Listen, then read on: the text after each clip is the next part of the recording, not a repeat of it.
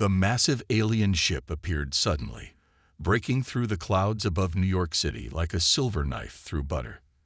Its smooth surface reflected the morning sunlight, causing millions of phones to point skyward as humans recorded humanity's first contact with alien life. Admiral Thomas Anderson stood at the command center of the U.S. Space Force, his weathered hands clasped behind his back as he watched the various screens showing the alien vessel. At 62, he had spent his entire life preparing for moments of crisis, but nothing had prepared him for this. "Sir, they're broadcasting on all frequencies," Lieutenant Rogers said, his fingers flying across the keyboard. "The message is in English." Anderson leaned forward, his blue eyes fixed on the main screen. "Put it through." A calm, almost mechanical voice filled the room. "Greetings, Earth representatives. We are the Galactic Federation. Your recent nuclear tests and primitive space ventures have drawn our attention.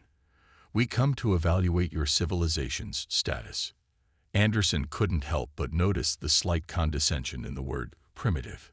He straightened his uniform and nodded to the communications officer. "Open a channel." The response from the Federation ship was quick. A holographic image appeared in the center of the command room, showing a tall, silvery being with 4 arms and eyes that seemed to shimmer like pools of mercury. "I am High Counselor Proxima. Your species has achieved nuclear fission and basic spaceflight capabilities much sooner than expected. This requires investigation." Anderson stepped forward, his voice steady and diplomatic. "I am Admiral Thomas Anderson of Earth's United Space Command. We welcome peaceful contact with the Galactic Federation." Proxima's head tilted slightly. "Our scans show your civilization has only recently developed computer technology. Yet you've already reached your moon and sent primitive probes beyond your solar system. Most species take at least 3,000 years after discovering electricity to achieve such feats. We're quick learners," Anderson replied with a slight smile. The alien's mercury eyes flickered. "Indeed. Our preliminary assessment places you as a Level 2 civilization, barely above industrial development. Your technology is crude by Federation standards." In the background, Dr. Lisa Thompson, the command center's chief scientist, was rapidly taking notes on her tablet. Her eyes widened as she analyzed the energy readings from the alien ship. Something about their power signature seemed oddly inefficient, but she kept quiet for now. "We would like to conduct a more thorough evaluation," Proxima continued. "Your species' rapid development is concerning. The Federation must ensure you pose no threat to galactic stability." Anderson felt a slight chill at those words. He'd spent enough time in military diplomacy to recognize a veiled threat when he heard one. "We're happy to demonstrate our peaceful intentions," he said carefully. "Perhaps we could arrange a proper diplomatic meeting." "Agreed. You will send a delegation to our ship tomorrow at sunrise. We will provide transportation." Proxima's hologram flickered. "Do try to bring your most advanced representatives. Though given your civilization's level, I doubt you'll understand much of what we have to show you." As the hologram disappeared, Anderson turned to Dr. Thompson. "Lisa, what were you seeing on those readings?" She looked up from her tablet, her expression puzzled. "Sir, they're power systems. They're running everything through some kind of dampening field. It's like they're deliberately limiting their energy output. Either that or..." She paused, frowning. "Or what? Or they don't know how to use their own technology efficiently." She shook her head. "But that's impossible. They're supposed to be advanced, right?" Anderson looked back at the screens showing the alien ship. "Pack your equipment, Dr. Thompson. You're coming with me tomorrow. I have a feeling this evaluation is going to be interesting for both sides."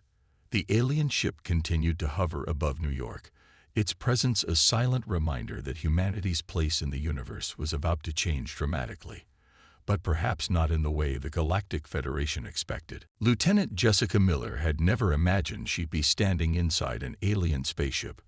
The corridors were tall and wide, filled with a soft blue light that seemed to come from nowhere and everywhere at once. She walked beside Admiral Anderson and Dr. Thompson, trying not to stare at the four-armed aliens that passed them by. "This way to the evaluation chamber," their guide said, a shorter alien with pale green skin who had introduced himself as Junior Observer Trell. His tone reminded Jessica of a teacher leading kindergartners through a museum. The evaluation chamber turned out to be a massive room with walls that seemed to shift and change color. Dozens of alien representatives sat in rising tiers around a central platform, like a cross between a courtroom and an arena. High Counselor Proxima stood at the center. "Welcome, Earth representatives. We have reviewed your historical records. Your species has an interesting tendency toward combat." "We prefer peace," Anderson replied carefully, "but we know how to defend ourselves when needed." "Indeed." Proxima's mercury eyes flickered with what might have been amusement. "Then you won't object to a simple combat trial. It's standard procedure for evaluating new species." Dr. Thompson stepped forward. "What kind of trial?" "One of your warriors against one of ours. With standardized weapons, of course. Level 2 equipment, suitable for your civilization's development stage." Jessica noticed Dr. Thompson frowning at her tablet again. The scientist had been taking readings since they arrived, and something was clearly bothering her. Anderson turned to Jessica. "Lieutenant Miller, you're our best combat specialist. What do you think?" Before Jessica could answer, a tall alien with metallic blue skin stepped onto the platform. "I am Combat Master Dex. I will face your warrior." He held up what looked like 2 silver bracelets. "These are standard training weapons. They generate energy shields and allow for basic force projection." Jessica stepped forward, her military training kicking in as she analyzed the alien's stance and movement. Despite his height advantage, she noticed something odd about his posture, almost like he wasn't used to his own strength. "I accept," she said, taking the bracelets. They were lighter than she expected, almost flimsy. Dr. Thompson grabbed her arm. "Lieutenant, wait. These readings. The power output is incredibly low. It's like they're running everything at minimal capacity." "Time for science later, Doctor," Jessica said with a small smile. She stepped onto the platform. Combat Master Dex demonstrated the weapons, creating a shimmering shield and sending a small energy pulse across the room. "The controls respond to neural input. For species at your development level, it may take time to." Jessica had already activated both bracelets. The shield sprung to life around her, stronger and more solid than Dex's had been. The alien's mercury eyes widened. "Impossible," he muttered. "The neural interface should take days to master." "Shall we begin?" Jessica asked, settling into a fighting stance. The combat that followed left the alien audience in stunned silence. Jessica didn't just defend, she innovated. She quickly discovered she could shape the shield, make it smaller and denser, using less energy but hitting harder. Her energy pulses were focused and precise, while Dex's were broad and wasteful. Within 5 minutes, she had the combat master pinned, his own shield turned against him in a way that apparently had never been tried before. "How?" Dex asked as Jessica helped him up.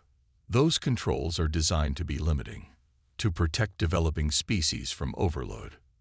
Dr. Thompson was practically bouncing with excitement. "Admiral, look at these readings. The way she's using the equipment, she's achieving nearly 10 times the efficiency they expected. It's like they never thought to optimize their energy usage." High Counselor Proxima's voice cut through the murmuring crowd. "This is unexpected. Your warrior shows concerning levels of advancement. Perhaps we should proceed with more thorough testing." "Of course," Anderson replied diplomatically, but he shared a knowing look with Jessica and Dr. Thompson. Something was becoming very clear. The Galactic Federation's definition of advanced might need some serious revision. As they were led to another chamber for more tests, Jessica studied the silver bracelets on her wrists. If these were their training weapons, she wondered what other advanced technology the aliens were using far below its actual potential. Dr. Michael Reynolds couldn't believe what he was seeing.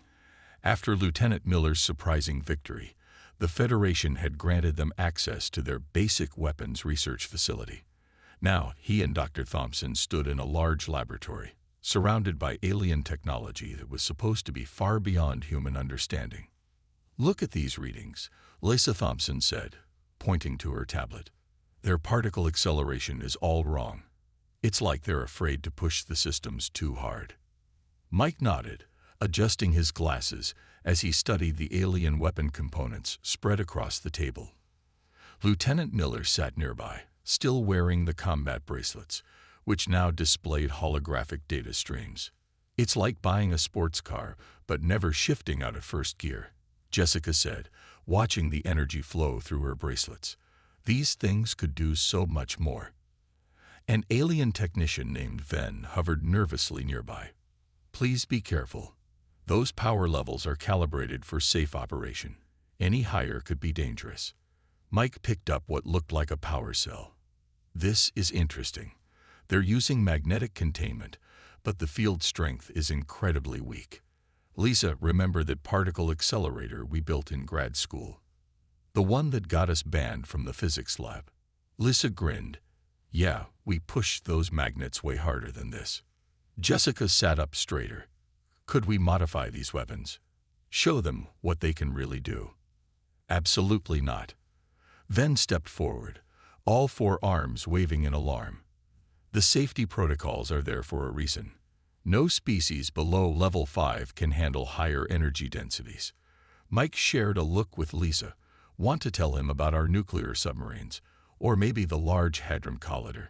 Before Ven could protest further, Jessica had already started adjusting her bracelets.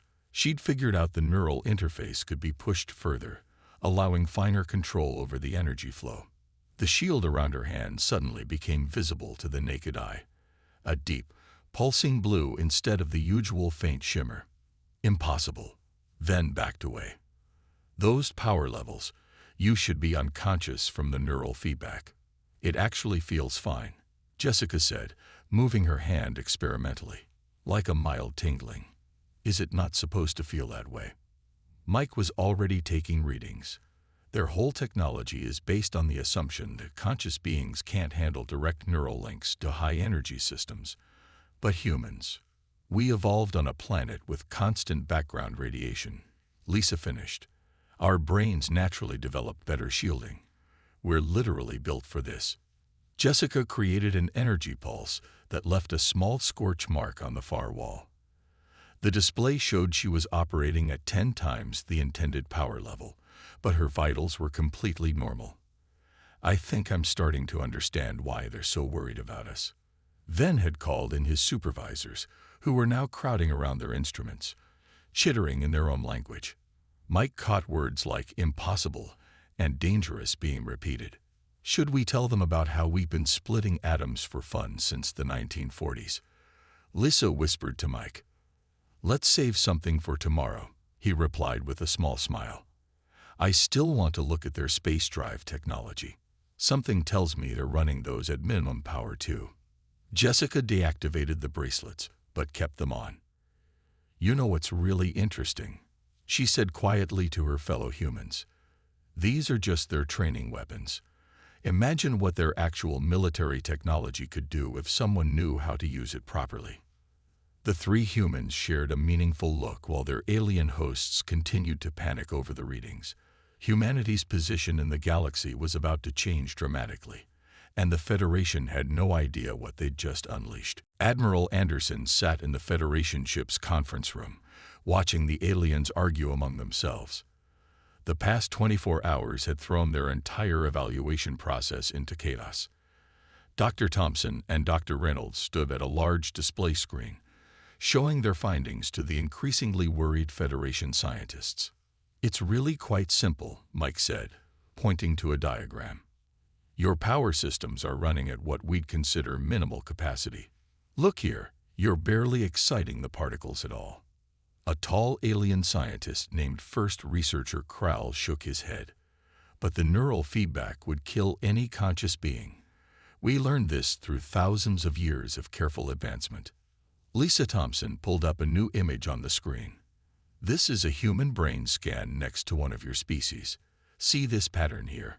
She pointed to a complex network of neural pathways. Humans developed these natural shields against electromagnetic interference. We had to. Our planet's magnetic field bombards us with radiation constantly. That's impossible, another alien scientist muttered. No species could evolve in such harsh conditions. Jessica Miller, who had been quiet until now, stepped forward. Want to see something really interesting? She activated her combat bracelets again, but this time she did something new. She merged the two shield fields into one, creating a swirling sphere of energy that hummed with power. The aliens' instruments started beeping wildly. Stop. Those energy levels are lethal, Krell shouted.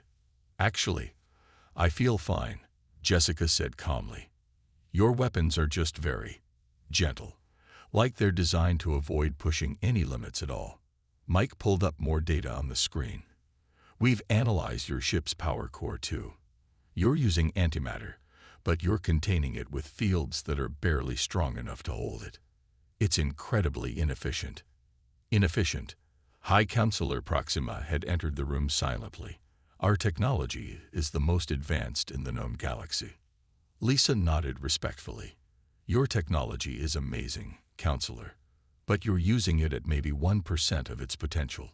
It's like having a massive engine but never going above idle speed. 1%. Proxima's mercury eyes widened. You mean to say humans can handle more? Much more, Mike confirmed. In fact, based on these readings, I'd say the average human child's gaming computer uses energy more efficiently than your ship's secondary systems. The room fell silent. Admiral Anderson watched as the implications sank in. The Federation hadn't built their technology to be inefficient on purpose. They simply hadn't known it could be pushed further. Their careful, slow advancement had left them blind to the full potential of their own creations. Admiral, Proxima said slowly, your species has been on our planet for less than 2 days, and you've already found ways to improve technology we've used for millennia. This is concerning. Anderson smiled diplomatically. Not concerning, Counselor. Think of it as an opportunity. Humanity would be happy to share our knowledge of energy efficiency. In exchange for fair treatment as equals, of course. Equals. Proxima looked around the room at the human visitors. You've just proven you're far more capable than we assumed. Perhaps we should be asking to learn from you. Jessica powered down her bracelets, the energy sphere dissolving into sparkles of light. We're all still learning, Counselor. We just learned a little differently because Earth didn't give us the luxury of being gentle. As the aliens huddled together, discussing this new development in urgent whispers, Mike leaned over to Lisa. Should we tell them about our particle accelerators yet? Lisa grinned. Let's save that for tomorrow. I think they've had enough surprises for one day. Anderson watched the scene with satisfaction. In just 2 days, humanity had gone from being seen as primitive newcomers to possible teachers of the galaxy's most advanced civilization. And they hadn't even shown the aliens their best technology yet. Commander Robert Hayes stood in the Federation ship's main testing chamber. Hundreds of alien observers watched from behind safety shields as he prepared to show them what human engineering could really do. Behind him, a table held various pieces of alien technology that the Federation considered too dangerous for regular use. Are you sure about this, Commander? High Counselor Proxima asked from behind the safety barrier. These devices were abandoned because they exceeded safe energy limits. Rob picked up what looked like a small silver cube. According to your records, this is a portable power generator that was shelved because it produced too much heat, right? Correct. It melted our strongest containment fields.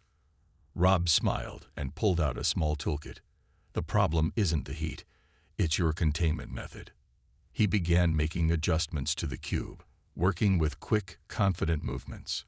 Dr. Thompson stood nearby, calling out readings from her tablet. Energy output rising, she announced.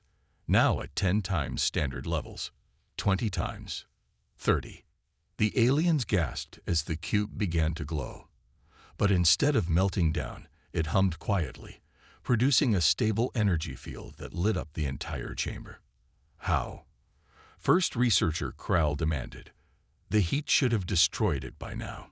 Simple thermodynamics, Rob explained. You were trying to contain the heat. We learned centuries ago that it's better to channel it, use it. Watch this. He connected the cube to one of their standard weapons. The weapon's power reading jumped to levels that made several aliens back away in fear. Lieutenant Miller stepped forward, taking the weapon. Don't worry, she said to the nervous audience. This is about the same power level as some of our everyday tools back on Earth. She demonstrated by creating complex energy patterns in the air, drawing gasps from the crowd. Impossible, someone muttered. Those energy levels would kill any living being. Rob shook his head. That's where you're wrong. Humans work with these kinds of energy levels all the time. Remember the nuclear reactors we mentioned, or our particle accelerators. Dr. Thompson pulled up more data on the main screen. Look at these readings from Earth's power plants. We'd regularly handle energy levels that you consider theoretical. It's not because we're special. It's because we had to learn how to do it to survive. The demonstration continued as Rob modified more dangerous alien devices, showing how simple changes could make them safely operate at much higher power levels. Each successful test caused more murmuring among the alien observers. Here's the interesting part, Rob said, holding up another modified device. These aren't even advanced modifications. This is basic Earth engineering. Wait until you see what our top scientists can do. An alien scientist raised a hand. But if this is basic for you, what do you consider advanced? Remember our space program? Rob smiled. We went from first flight to landing on our moon in just 66 years. And that was with technology we developed on our own. The room fell silent as the implications sank in. If humans could do this much with basic Federation technology, what could they do with their most advanced systems? I think, High Counselor Proxima said slowly, we need to seriously reconsider our classification of human civilization. She turned to Admiral Anderson, who had been watching quietly from the side. Your species has achieved in days what took us centuries to even consider possible. Anderson nodded. Just remember, Counselor, this is still only a fraction of what we can do. We've only just started exploring the potential of your technology. As Rob continued his demonstrations, the aliens' expressions shifted from fear to something else, hope mixed with excitement. Maybe these humans, with their strange ability to push boundaries, were exactly what the Federation needed to break free from millennia of self-imposed limitations. The Federation Council chamber was in chaos. News of the humans' abilities had spread quickly through the galaxy, causing both excitement and fear. Dr. Emily Parker watched from a side balcony as alien representatives argued loudly below. They must be contained, shouted one blue-skinned delegate. These humans are too dangerous. Did you see what they did to our training weapons? Another added. They turned children's toys into power sources. High Counselor Proxima raised all four hands for silence. Please, let's hear from Earth's xenobiology expert, Dr. Parker. She has been studying why humans can handle such high energy levels. Emily stepped up to the speaking platform, her tablet ready with data. The room fell quiet as she began to explain. The answer is simple, she said, showing images of Earth on the main screen. Our planet shaped us. Look at these readings from Earth's natural environment. The aliens stared at the data in disbelief. One scientist stood up, pointing at the numbers. These radiation levels, the magnetic field variations, the atmospheric pressure changes, nothing could survive there. Emily smiled. We did more than survive. We thrived. Every human child grows up surrounded by more natural energy than your species considers safe. Our bodies adapted. She showed them more images. Humans working in nuclear plants, astronauts in space, deep sea divers under crushing pressure. What you consider extreme conditions, we consider normal working environments. But that's not the scariest part, a delegate from the outer systems said. They learn so fast. They've already improved our technology beyond our understanding. Emily changed the display to show human brain scans. Our harsh environment forced us to adapt quickly or die. Earth never gave us the luxury of slow, careful progress. We had to run before we could walk. The images shifted to show human children playing video games.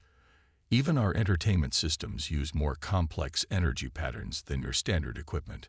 Our kids learn to handle multiple data streams before they learn to read. Panic spread through the chamber again. Some delegates were calling for Earth to be quarantined. Others wanted to make humans their new teachers.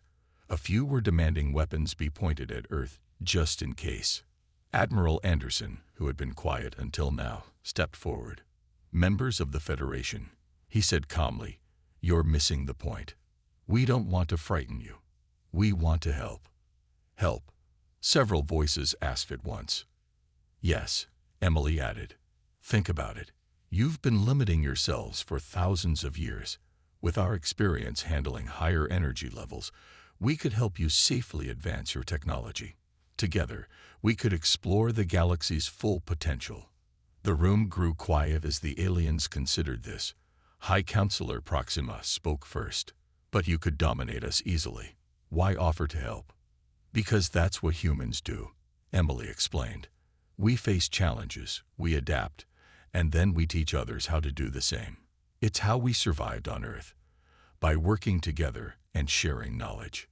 A young alien scientist raised her hand. Could you teach me how to modify the power systems like Commander Hayes did?" "Of course," Emily smiled. "That's just the beginning. Wait until you see what we can do with your space drive technology." As more aliens began asking questions about learning from humans, the panic slowly turned to curiosity. But in dark corners of the chamber, some delegates whispered worriedly to each other. If this was humans at 1% power, what would happen when they reached their full potential? Admiral Anderson noticed their worried looks and smiled to himself.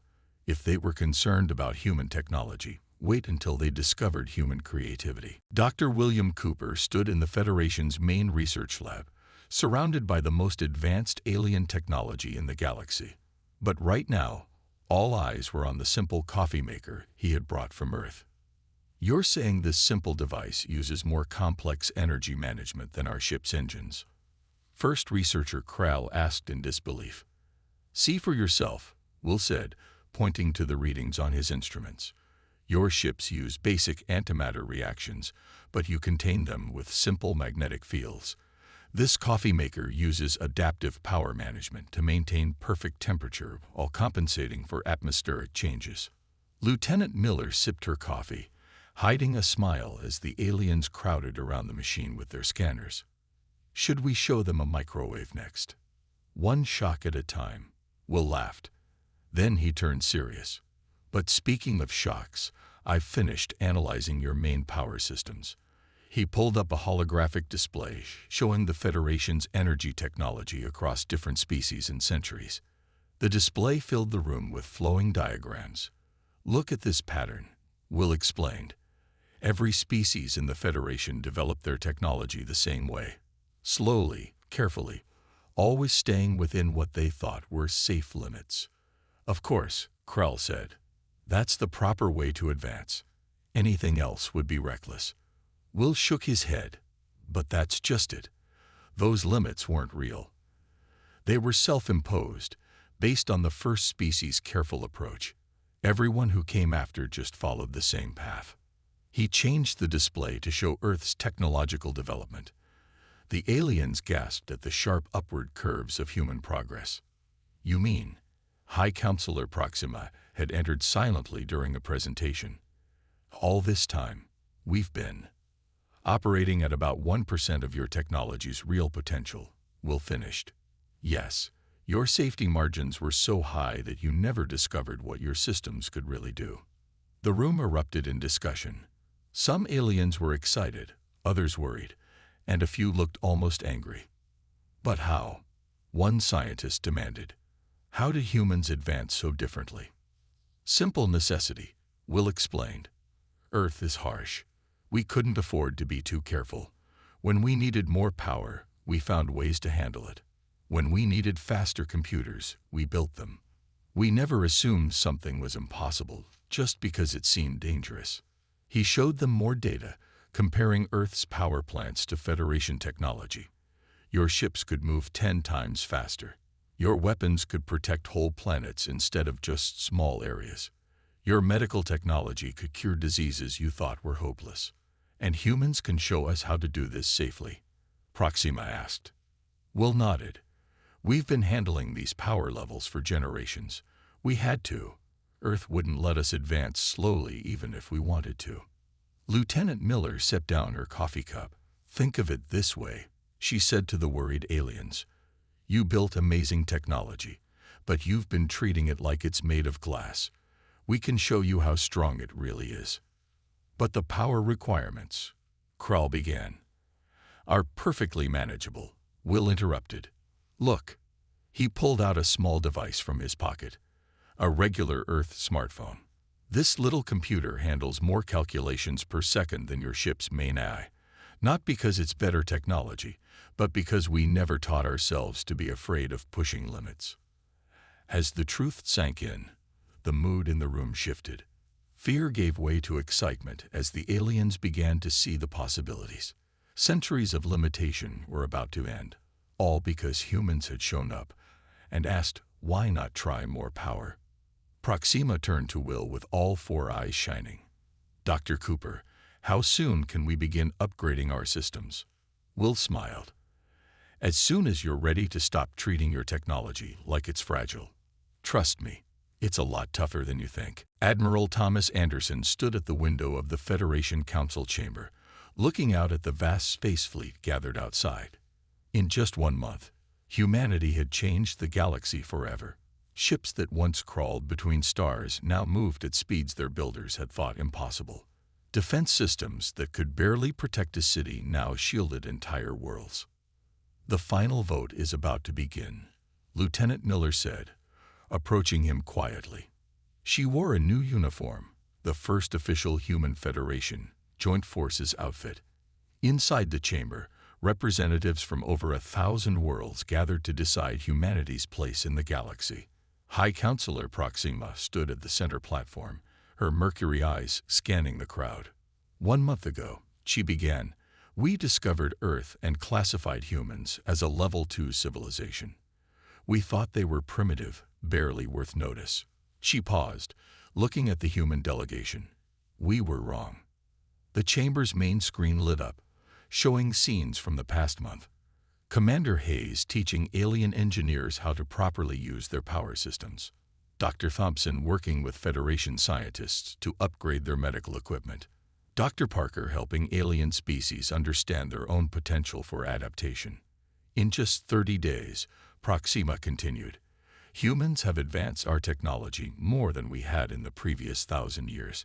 Not because they are superior, but because they showed us our own fear had been holding us back.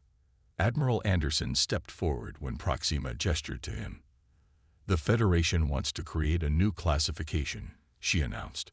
One that recognizes humanity's unique gift for innovation. That won't be necessary, Anderson replied, his voice carrying through the chamber. We don't want special treatment. We want partnership.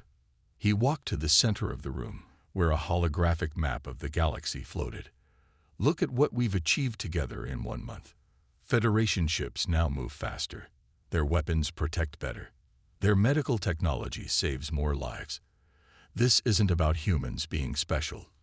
It's about different species learning from each other. Dr. Cooper, who had been working with the Federation's top scientists, stepped forward.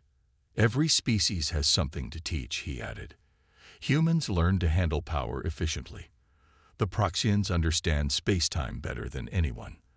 The Kral are masters of biological science.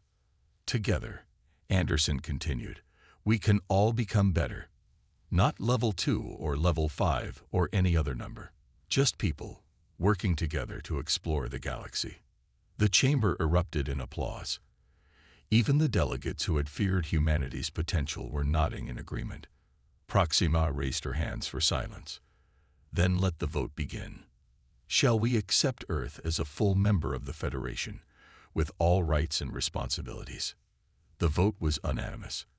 As celebration broke out across the chamber, Lieutenant Miller turned to Admiral Anderson. "Sir, did you ever think, when that ship first appeared over New York, that it would end like this?" Anderson smiled, watching aliens and humans mingle freely, sharing ideas and plans for the future. "Actually, Jessica, I think this is just the beginning. We've shown them what's possible when you stop limiting yourself. Imagine what we'll all achieve now that the whole galaxy is ready to reach for its full potential." In the space around them, ships of all species cruised past the windows, their engines glowing with properly optimized power. Teams of human and alien scientists worked together in labs throughout the Federation, pushing boundaries that had stood for millennia. And on Earth, people looked up at the night sky with new wonder, knowing that humanity's greatest adventure was just beginning. 1% of our power, Dr. Cooper mused, joining them at the window. Turns out that was all it took to wake up the galaxy. Anderson nodded. And now that everyone's awake, there's no limit to what we can achieve together. As the celebrations continued around them, the humans shared a quiet moment of pride. They hadn't conquered the galaxy. They'd done something far better. They'd taught it how to overcome its fears and reach for the stars with confidence. The age of limitation was over. The age of possibility had begun.